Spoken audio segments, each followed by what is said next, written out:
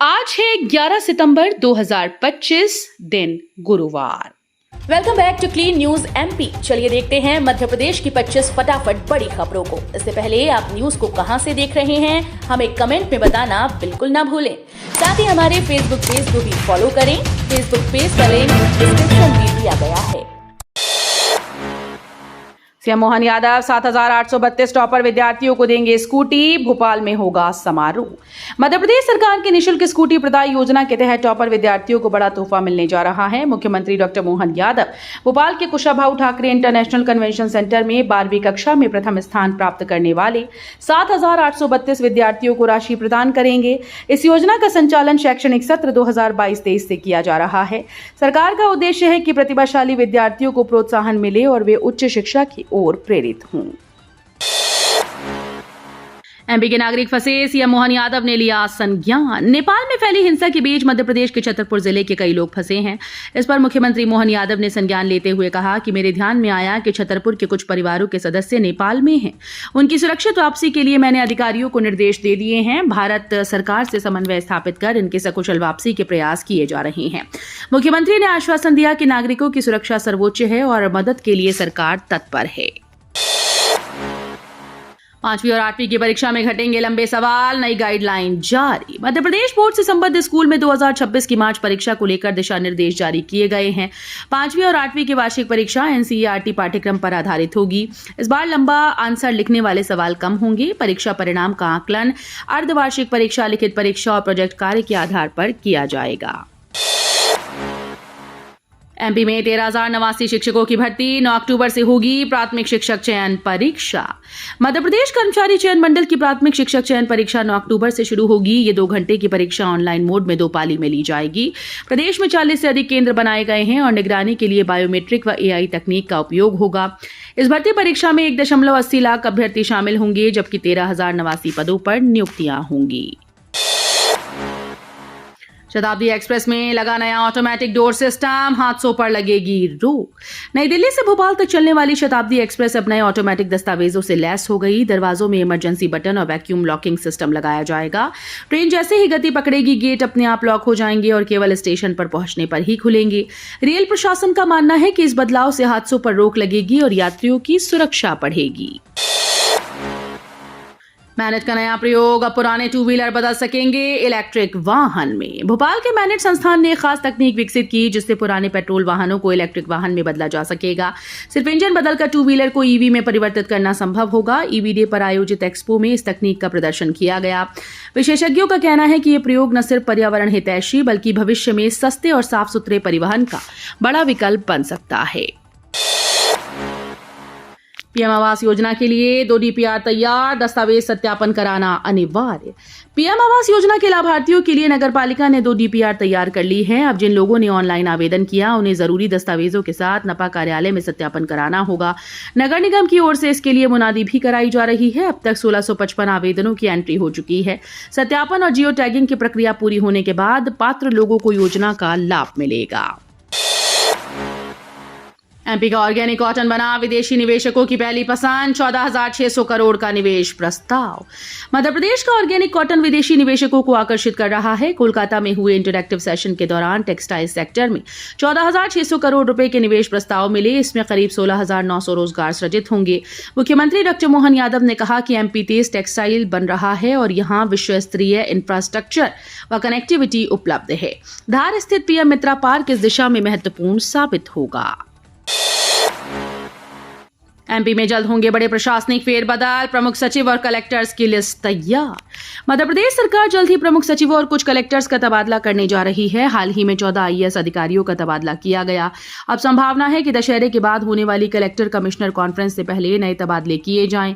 अक्टूबर से मतदाता सूची के पुनरीक्षण का काम शुरू होना है। ऐसे में प्रशासनिक फेरबदल जल्दी निपटाए जाएंगे। मुख्यमंत्री मोहन यादव जल्द इसकी अंतिम सूची जारी कर सकते हैं। अब हफ्ते में 5 दिन लगेगा बागेश्वर धाम दरबार। शास्त्री जी ने जारी की नई नियमावली। श्रद्धालुओं की उत्सुकता का समाधान करते हुए बागेश्वर धाम के कथावाचक पंडित धीरेन्द्र कृष्ण शास्त्री ने दरबार की नई व्यवस्था घोषित की।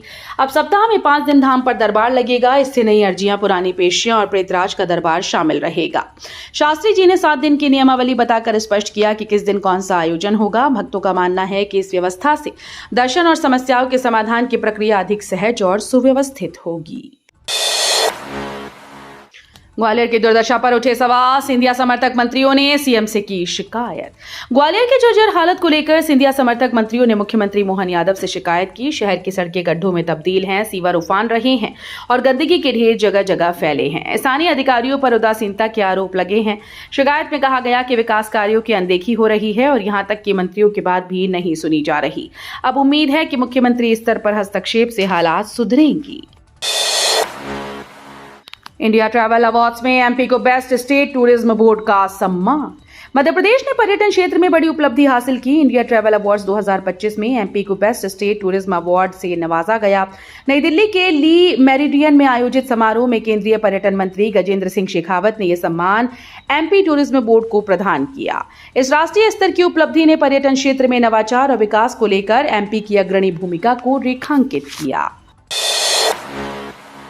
भोपाल में 14 से शुरू होगा मातृभाषा अनुष्ठान। भाषाओं की भूमिका पर होगा मंथन। राष्ट्र निर्माण में भारतीय भाषाओं के योगदान को रेखांकित करने के लिए राजधानी भोपाल में 14 और 15 सितंबर को मातृभाषा अनुष्ठान आयोजित होगा। रविंद्र भवन में होने वाले इस 2 दिवसीय आयोजन में देश प्रदेश के साहित्यकार, भाषाविद, शोधकर्ता, शिक्षाविद शामिल होंगे। मुख्यमंत्री डॉक्टर मोहन यादव इस कार्यक्रम का मार्गदर्शन करेंगे। संस्कृति संचालनालय की ओर से बताया गया कि आयोजन का उद्देश्य मातृभाषाओं के संरक्षण और संवर्धन को बढ़ावा देना है। हाईकोर्ट ने पदोन्नति आरक्षण पर रोक बरकरार रखी। 16 को होगी अगली सुनवाई। मध्य प्रदेश हाईकोर्ट ने पदोन्नति में आरक्षण से जुड़े मामले में रोक बरकरार रखी। मंगलवार को हुई सुनवाई में राज्य सरकार ने पुरानी और नई पॉलिसी के अंतर को समझाते हुए नई पॉलिसी लागू करने की अनुमति मांगी, लेकिन अदालत ने कहा कि पहले दी गई अंडरटेकिंग के कारण फिलहाल नई पॉलिसी का क्रियान्वयन संभव नहीं। इससे आरक्षित और अनारक्षित दोनों वर्ग प्रभावित हो रहे हैं। अब इस मामले की अगली सुनवाई 16 सितंबर को होगी।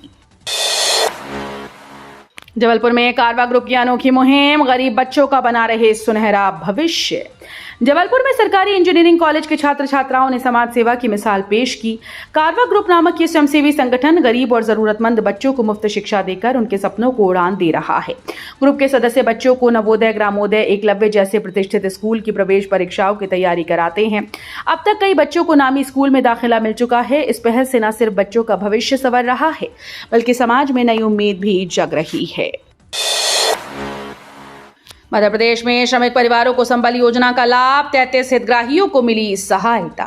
मध्य प्रदेश शासन की संबल 2 योजना के अंतर्गत श्रमिक परिवारों को बड़ी राहत मिली। प्रदेश में अब तक 7,953 श्रमिक परिवारों को 175 करोड़ रुपए की अनुग्रह सहायता राशि वितरित की गई। मुख्यमंत्री मोहन यादव ने सिंगल क्लिक के जरिए जयसीनगर जनपद क्षेत्र में 33 हितग्राहियों को 74 लाख रुपए का लाभ दिया। इस अवसर पर जयसीनगर जनपद के सभा कक्ष में आयोजित कार्यक्रम में हितग्राहियों को जनपद अध्यक्ष ने स्वीकृति पत्र भी सौंपे। IIT इंदौर की अनोखी खोज। पानी और पसीने से बनेगी बिजली, मेडिकल उपकरण भी होंगे चार्ज। ग्रीन एनर्जी के क्षेत्र में इंदौर के भारतीय प्रौद्योगिकी संस्थान ने बड़ी उपलब्धि हासिल की। संस्थान की शोध टीम ने ऐसी तकनीक विकसित की जिससे पानी, वाष्प और यहां तक कि मानव पसीने से भी बिजली बनाई जा सकेगी। ये तकनीक छोटे इलेक्ट्रॉनिक और मेडिकल उपकरणों जैसे पेसमेकर और हियरिंग डिवाइस को चार्ज करने में उपयोगी होगी। शोधकर्ताओं का कहना है कि ये खोज भविष्य में स्वच्छ ऊर्जा और स्वास्थ्य क्षेत्र में क्रांतिकारी साबित हो सकती है। अब माता शबरी के नाम से जाने जाएंगे कन्या शिक्षा परिसर। मध्य प्रदेश सरकार ने जनजातीय बालिकाओं की शिक्षा को नई पहचान दी। राज्य में संचालित कन्या शिक्षा परिसरों का नाम अब माता शबरी आवासीय कन्या शिक्षा परिसर रखा जाएगा। मुख्यमंत्री डॉक्टर मोहन यादव के ऐलान के बाद शासन ने इस संबंध में आदेश जारी कर दिए। प्रदेश में फिलहाल 82 कन्या शिक्षा परिसर और 8 आदर्श आवासीय विद्यालय संचालित हैं, जहां छात्राओं को पढ़ाई के साथ आवासीय सुविधा भी मिलती है। इस पहल का उद्देश्य जनजातीय वर्ग की बेटियों की शिक्षा को और बढ़ावा देना है। फार्मेसी पंजीयन अब पूरी तरह से ऑनलाइन, उप मुख्यमंत्री ने दी जानकारी। मध्य प्रदेश में फार्मेसी पंजीयन प्रक्रिया को पूरी तरह ऑनलाइन कर दिया गया है। उप मुख्यमंत्री राजेंद्र शुक्ल ने बताया कि नई प्रणाली के तहत आवेदकों को घर बैठे पंजीयन प्रमाण पत्र मेल और डिजी लॉकर के जरिए मिलेंगे। उन्होंने कहा कि इस व्यवस्था से पारदर्शिता सुनिश्चित होगी और लंबित मामलों का निपटारा भी तेजी से होगा। बैठक में उप मुख्यमंत्री ने स्पष्ट किया कि फार्मासिस्ट, पैरामेडिकल और नर्सिंग स्टाफ राज्य की स्वास्थ्य सेवाओं की रीढ़ है और गुणवत्तापूर्ण मानव संसाधन उपलब्ध कराना सरकार की प्राथमिकता। अटेंडेंस नहीं भरने वाले शिक्षकों पर सख्त कार्रवाई करेगी प्रशासन। छिंदवाड़ा कलेक्टर शीलेंद्र सिंह ने स्पष्ट किया कि अटेंडेंस न लगाने वाले शिक्षक और विद्यालय इंचार्ज पर कड़ी कार्रवाई होगी। उन्होंने कहा कि शिक्षकों की समय पर उपस्थिति शिक्षा की गुणवत्ता का मूल आधार है, ऐसे में लापरवाही बर्दाश्त नहीं होगी। कलेक्टर ने कार्यालय में स्कूल शिक्षा व जनजातीय कार्य विभाग की समीक्षा बैठक के दौरान ये निर्देश दिए। व्हाट्सएप पर आई फर्जी चालान से बचें, क्लिक करते ही हो सकता है मोबाइल हैक। साइबर ठग व्हाट्सएप पर फर्जी वाहन चालान भेजकर लोगों को निशाना बना रहे हैं। संदेश में दी गई लिंक पर भुगतान करने की सलाह दी जाती है और क्लिक करते ही ठग अकाउंट में पैसा उड़ा लेते हैं। साइबर एक्सपर्ट्स का कहना है कि ऐसे मैसेज पर बिल्कुल भरोसा ना करें और चालान हमेशा परिवहन विभाग की आधिकारिक वेबसाइट या ऐप से ही चेक करें। भोपाल में मछली परिवार पर अवैध प्लॉट बिक्री का आरोप, 14 खसरों की जांच शुरू। भोपाल के अनंतपुरा और काना सैया इलाके में मछली परिवार पर अवैध प्लॉट बिक्री और कब्जे के आरोप लगे हैं। शिकायत के आधार पर हुजूर एसडीएम ने जांच शुरू कर दी।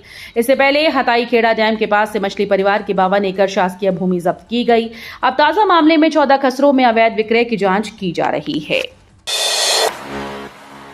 सोने के कलेवर में चीन से आए चांदी के गहने, सर्राफा बाजार में बढ़ी चिंता। देश के सर्राफा बाजार में अब चीन और वियतनाम से बने नकली गहने पहुंच गए हैं। ये गहने सोने जैसे दिखते हैं लेकिन असल में चांदी से बने होते हैं। डिजाइन इतनी बारीकी से की गई होती है कि असली नकली में फर्क करना मुश्किल हो रहा है। आसमान छूते सोने के दामों के बीच ग्राहक इन गहनों की ओर आकर्षित हो रहे हैं। हॉलमार्क और भारतीय डिजाइन की नकल ने सर्राफा कारोबारियों की चिंता बढ़ा दी है। जबलपुर बनेगा देश का पहला हिंदी माध्यम मेडिकल कॉलेज। मध्य प्रदेश ने मेडिकल शिक्षा में नई पहल की है। जबलपुर में देश का पहला हिंदी माध्यम मेडिकल कॉलेज खोलने की स्वीकृति मिल गई। इस कॉलेज में पढ़ाई से लेकर परीक्षा तक सब कुछ हिंदी भाषा में होगा। मध्य प्रदेश मेडिकल यूनिवर्सिटी की कार्य परिषद बैठक में इस ऐतिहासिक प्रस्ताव को मंजूरी दी गई। इससे पहले एमबीबीएस की पुस्तकें हिंदी में उपलब्ध कराई गई थी। ये कदम मेडिकल शिक्षा को मातृभाषा में आसान बनाने और अधिक से अधिक छात्रों तक पहुंचाने की दिशा में महत्वपूर्ण माना जा रहा है। एमपी में चल रहा धर्मांतरण का खेल, पैसे देकर अधर्म करती पकड़ाई उड़ीसा की 2 औरतें। एमपी में धर्मांतरण का खेल खुलेआम चल रहा है। पैसे देकर धर्म परिवर्तन कराया जा रहा है। यह अधर्म करते उड़ीसा की 2 औरतों को पकड़ा गया। पुलिस ने इन महिलाओं सहित कुल 5 लोगों को गिरफ्तार किया जो जरूरतमंद को पैसे का लालच देकर उन्हें ईसाई बनाने के काम में लगे थे। आरोपियों के पास से बाइबल समेत कुछ अन्य सामग्री जब्त की गई। तो ये थी आज की 25 फटाफट बड़ी खबरें। अगर आपको न्यूज पसंद आई हो तो वीडियो को लाइक और शेयर जरूर करें। धन्यवाद।